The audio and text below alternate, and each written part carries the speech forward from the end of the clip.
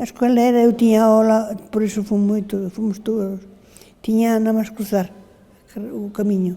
Había un camiño por debaixo da casa. Estaba a miña casa diante das dúas escolas.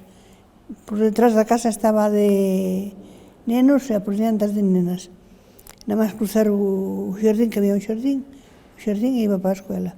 E claro, a miña mãe mandou-nos sempre que puido á escola, todos. Pero eu tuve suerte que me colleu como unha maestra que enseñaba moi ben e enseñoume de todo, gracias a Dios.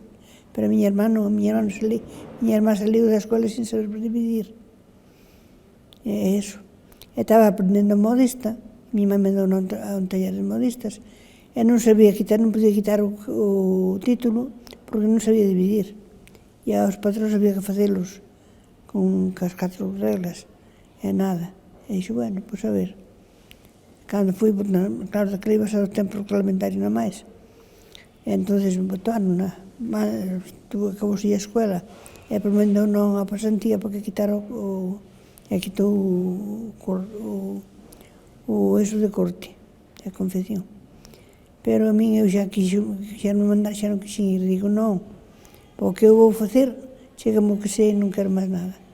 Eu xa sabía as 4 reglas, moi ben, defendínme. E aos 15 anos viñeme para Lugo, puxeme a servir, e así ganei a vida hasta que me casei. Caseimos aos 9 anos.